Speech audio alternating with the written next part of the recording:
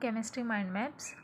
आज की वीडियो में हम डिस्कस करेंगे 12th क्लास और फर्स्ट चैप्टर और उसका टॉपिक है सॉलिड एंड देयर क्लासिफिकेशन। सबसे पहले टर्म आती है solids. What are solids? Solids को हम डिफाइन कैसे करेंगे? What are solids? हमने अपनी लोअर क्लासेस में भी पढ़ा है सॉलिड्स आर दोज सब्सटेंसेस जिनका क्या होता है, डेफिनेट शेप होती है, definite shape and definite volume.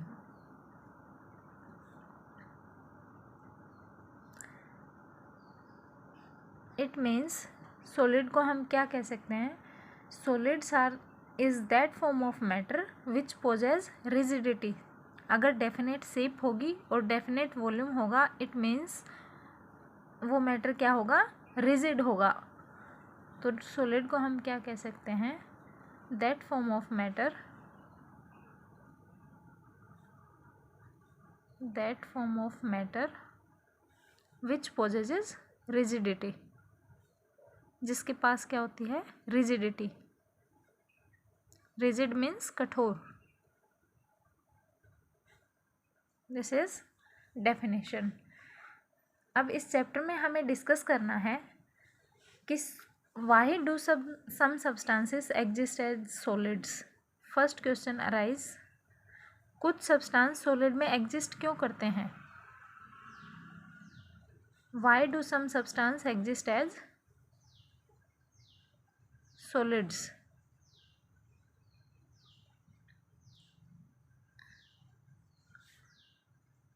Further हमें क्या डिस्कस करना है कि कैरेक्टरिस्टिक्स क्या होते हैं सॉलिड के। What are the characteristics of solids?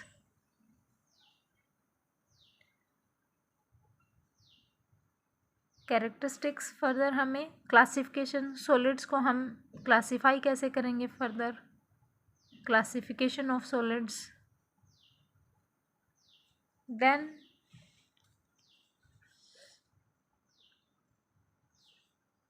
Properties of solids, classification करेंगे सॉलिड्स का डिफरेंट डिफरेंट काइंड्स में। उसके बाद आता है कि क्लासिफिकेशन के बाद what are the properties of solid.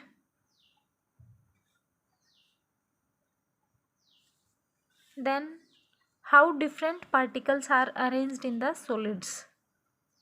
How different particles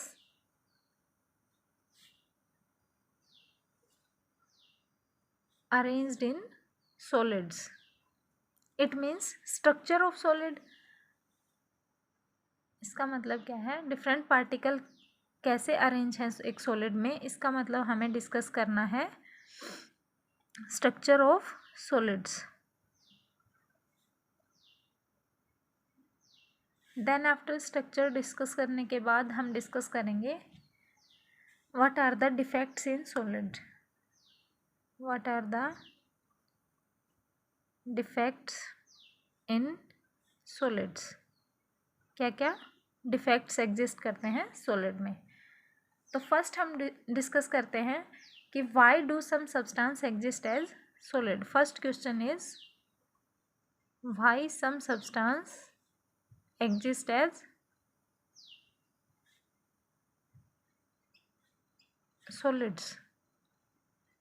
कुछ सब्सटेंस सॉलिड्स फॉर्म में एग्जिस्ट क्यों करते हैं? इसके लिए हमें पता होना चाहिए टू फैक्टर रेस्पॉन्सिबल होते हैं। Two factors are responsible. First is intermolecular force. कोई भी सब्सटेंस है उसमें intermolecular forces, and second is thermal energy. जो इंटरमोलिकुलर फोर्सेस होते हैं, यहाँ मोलिकुलर फोर्सेस,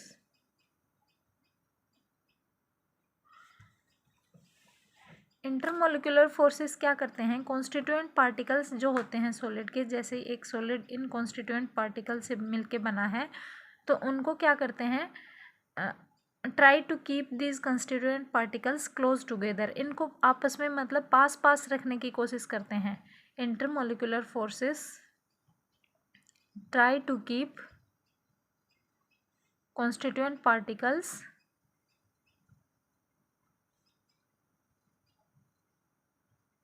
close together.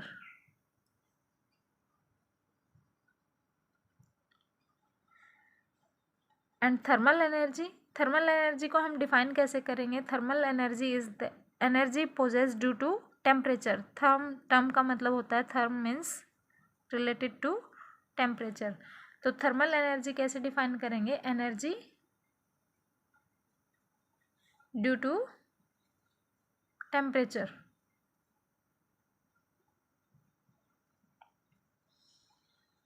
और थर्मल एनर्जी क्या करती है? जैसे इंटरमोलिकुलर फोर्सेस का काम है वो पार्टिकल्स को क्लोज रखने में हेल्प करता है, उसी तरह thermal energy try to keep constituent particles apart, एक दूसरे से अलग रखने में, constituent particles apart from each other. तो समझ आया?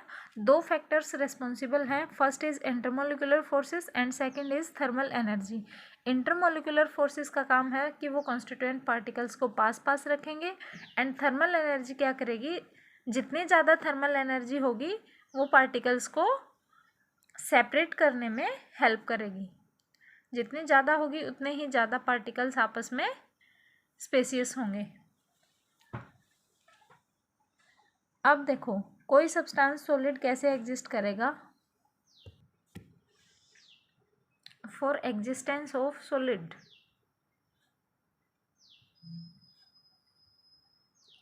हमारे पास क्या होना चाहिए? इंटरमोलिकुलर फोर्सेस जो हमारे हैं, इंटरमोलिकुलर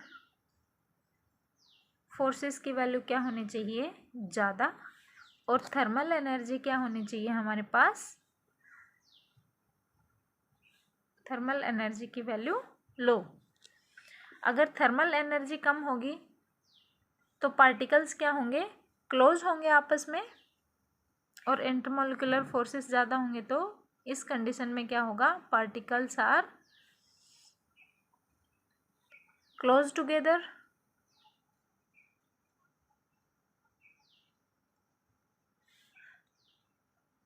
अगर पार्टिकल्स क्लोज होंगे तो उनकी पोजीशन फिक्स होगी. Position of particle is fixed.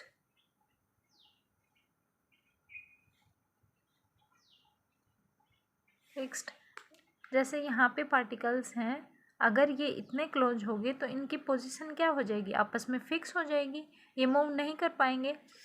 अगर पोजीशन फिक्स होगी तो then they can not move,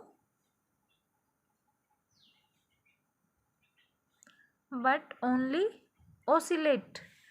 यहाँ से ऊपर नीचे इनका ओसिलेशन हो सकता है, लेकिन ये फर्दर यहाँ पे या यहाँ पे मूव नहीं कर सकते.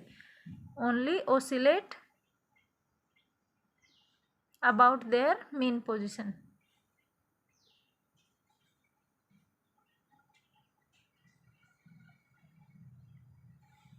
यहाँ पे हम इनको कह सकते हैं, these particle exist as solids. These substance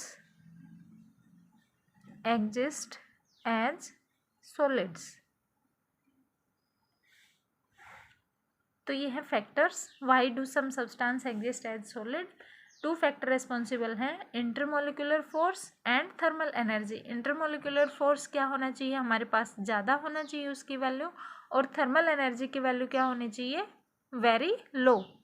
thermal energy जितनी कम होगी पार्टिकल्स उतने क्या होंगे? आपस में क्लोज होंगे तो वो फिक्स पोजीशन को ऑक्यूपाई करेंगे. उनकी पोजीशन फिक्स रहेगी तो वो आपस में मूव नहीं कर सकते, और वो ओनली क्या करेंगे? Oscillate about their mean position. Oscillate करेंगे ऊपर नीचे, जैसे वाइब्रेशन होता है सॉलिड्स में, तो पार्टिकल्स क्या करते हैं? ओसिलेट करते हैं सिर्फ. और it means substance exist in the solid state. अब फर्दर आता है classification of solids.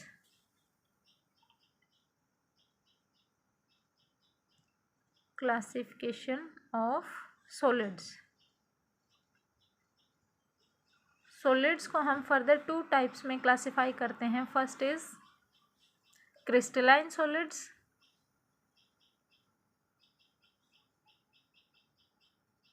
and second is amorphous solids.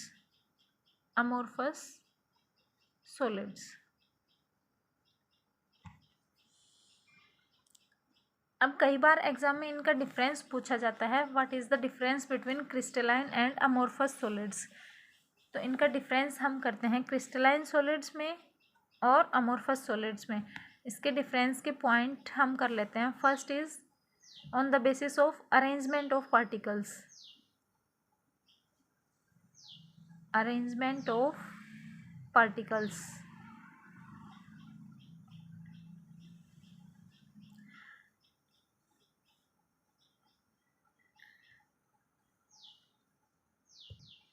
In case of crystalline solids, crystalline solids के केस में जब हम अरेंजमेंट ऑफ पार्टिकल्स देखते हैं तो हमें क्या मिलता है? डेफिनेट ज्योमेट्रिक पैटर्न मिलता है. क्रिस्टलाइन सॉलिड्स में हमें क्या मिलता है? Definite geometric pattern in all 3 directions.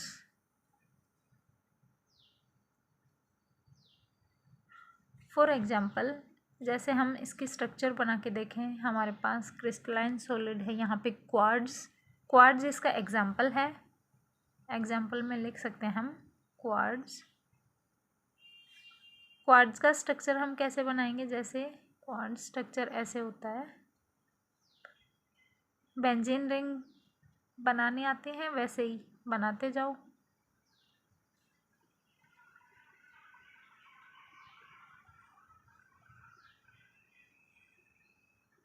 तो यहाँ पे देखो इसका डेफिनेट ज्योमेट्रिक पैटर्न है. हम इसको फर्दर भी कंटिन्यू कर सकते हैं. यहाँ से आ जाएगा बेंजीन रिंग. यहाँ से फर्दर कर सकते हैं. ऊपर भी इसके पैटर्न को हम अपने आप कंटिन्यू कर सकते हैं. हमें एक साइड का पैटर्न पता है तो हम पूरे सॉलिड की स्ट्रक्चर को डिफाइन कर सकते हैं. तो ये है डेफिनेट ज्योमेट्रिक पैटर्न. ये है क्वार्ट्ज की स्ट्रक्चर. एंड अमोर्फस सॉलिड में नो डेफिनेट ज्योमेट्रिक पैटर्न. कोई डेफिनेट ज्योमेट्रिक पैटर्न नहीं होता.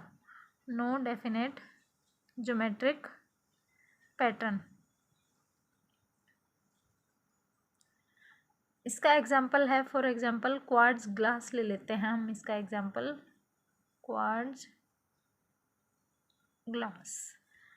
उसका एग्जाम्पल लोगे तो देखो उसका स्ट्रक्चर कैसे होता है. कभी इधर से कभी इधर से.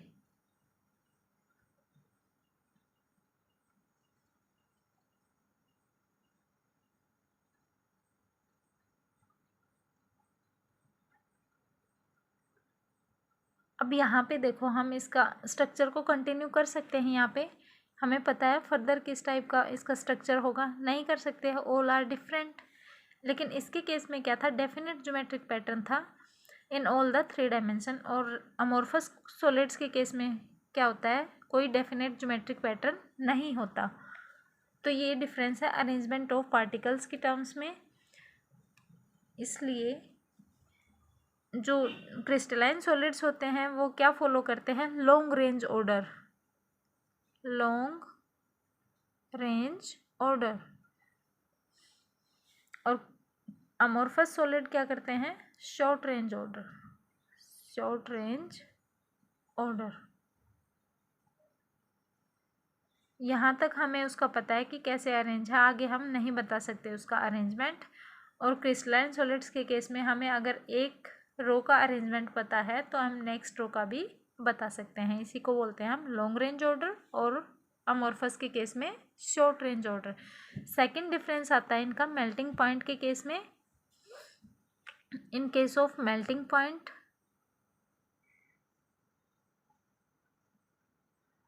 जो क्रिस्टलाइन सॉलिड होते हैं उनका मेल्टिंग पॉइंट क्या होता है?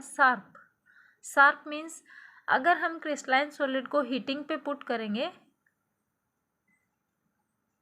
यहाँ पे इसमें हमने चाइना डिश में कोई क्रिस्टलाइन सॉलिड लिया है और उसको हम फर्दर बंसन फ्लेम पे हीट कर रहे हैं. तो क्या होगा? Whole of the crystalline solid melt at 1 temperature. एक टेम्परेचर पे सारा क्रिस्टलाइन सॉलिड मेल्ट हो जाएगा. और अमोर्फस सॉलिड के केस में क्या होता है? उनका शार्प मेल्टिंग पॉइंट नहीं होता. They melt over a range of temperature,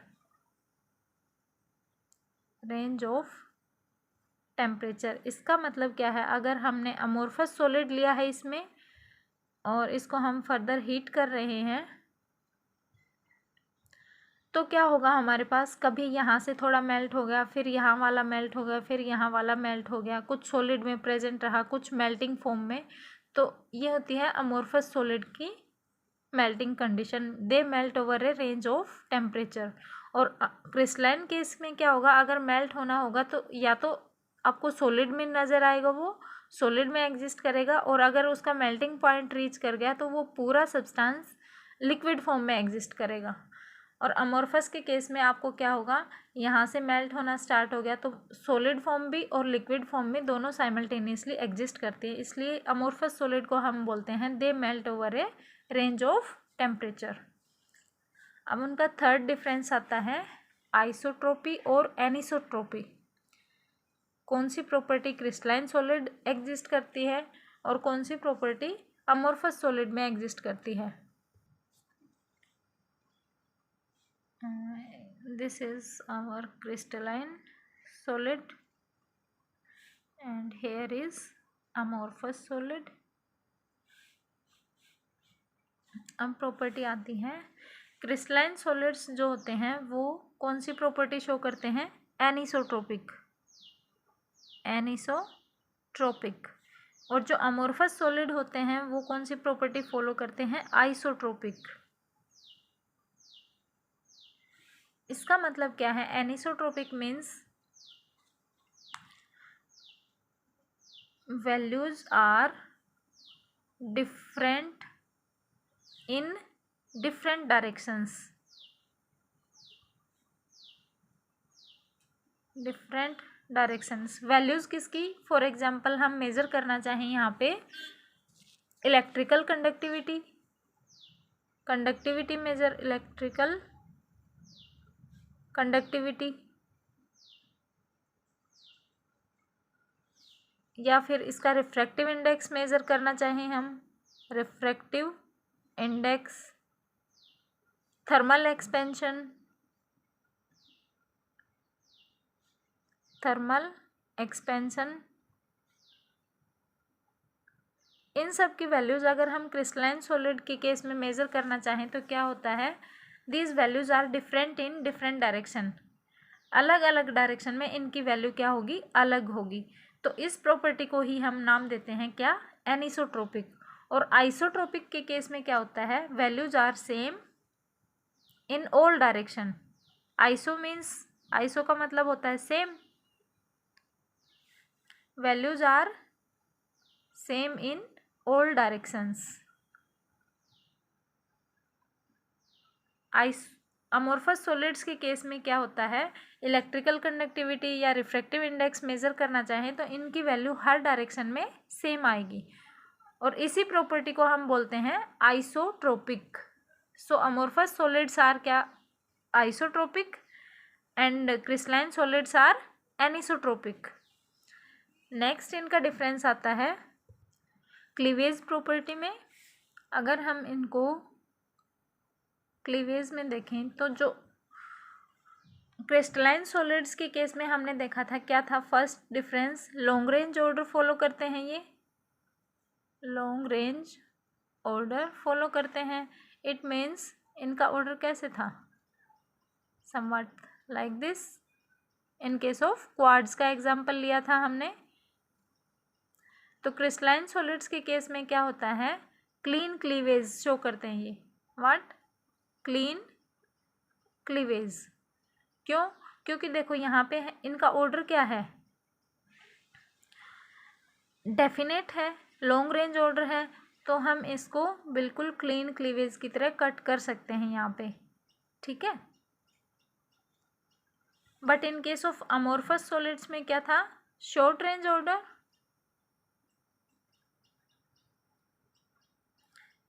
amorphous solids में क्लीन क्लीवेज नहीं होता, no clean cleavage, irregular cut.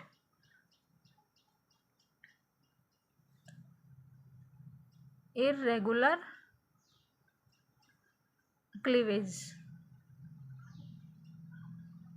For example हमारे पास जो इरेज़र होता है, शार्पनर, इरेज़र में रबड़ होता है, वो उसको अगर हम कट करके देखो, यहाँ से कभी यहाँ से कट जाएगा, कभी यहाँ से, उसका क्लीन क्लीवेज नहीं आएगा। तो वो एग्जांपल है किसका? अमोर्फस सॉलिड का। और क्रिस्टलाइन सॉलिड्स के केस में हमेशा क्या होता है? क्लीन क्लीवेज होता है। नेक्स्ट इसकी डिफरेंस का पॉइंट आता है कूलिंग कर्व। अमोर्फस और क्रिस्टलाइन सॉलिड्स का कूलिंग कर्व।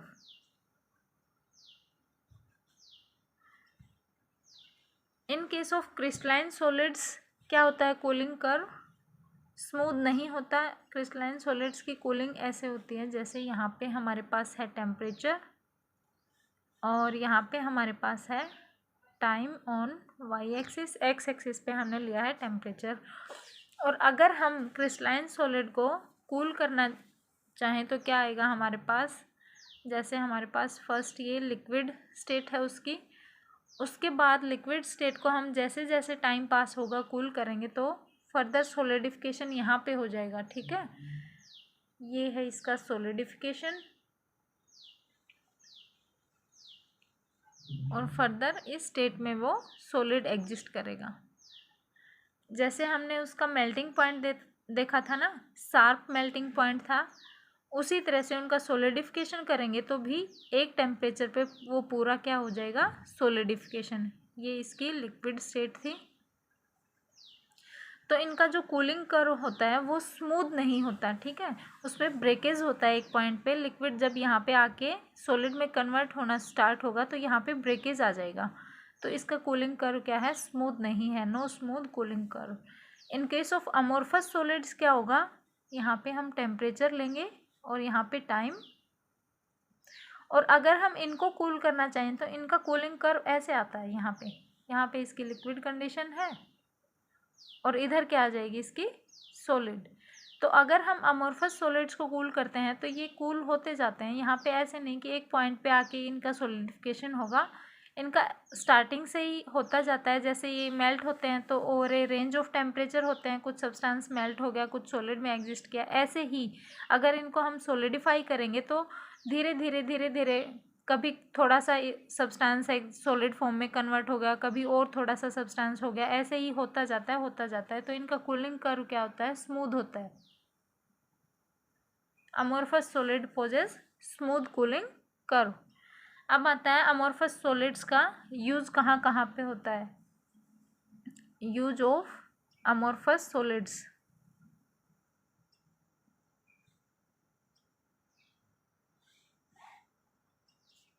तो अमोर्फस सॉलिड को हम फर्स्ट लेबोरेटरी में जो भी हमारे ग्लासवेयर यूज होते हैं वो सब अमोर्फस सॉलिड्स होते हैं।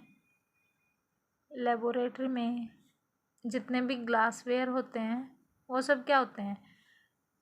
अमोर्फस सॉलिड्स होते हैं। हम हाउस होल्ड में यूज़ करते हैं विंडो में ग्लास, वो भी अमोर्फस सॉलिड होते हैं। और इसका यूज़ किस किस में है?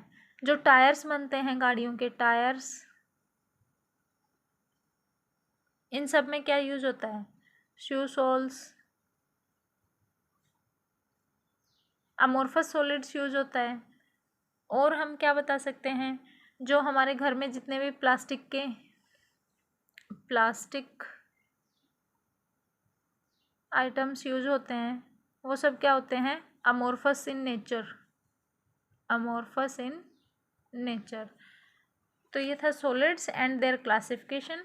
सॉलिड को हमने डिफाइन किया 2 पैरामीटर के बेस पे, intermolecular force and thermal energy. Thermal energy अगर लो होती है और इंटरमोलिकुलर फोर्सेस स्ट्रॉन्ग है तो पार्टिकल्स क्या करेंगे? फिक्स पोजीशन ऑक्यूपाई करेंगे और वो ऑसिलेट करेंगे मेन पोजीशन पे और exist in the solid state. उसके बाद फर्दर हमने देखा क्रिस्टलाइन और अमोर्फस सॉलिड्स का difference. Crystalline on the basis of arrangement of particles, melting point, their cleavage, their cooling curve, and most important property possessed by amorphous and crystalline solid is anisotropic and isotropic. And further हमने amorphous solid का use देखा in everyday life. I hope video आपके लिए कुछ helpful रही होगी। Thank you so much for watching.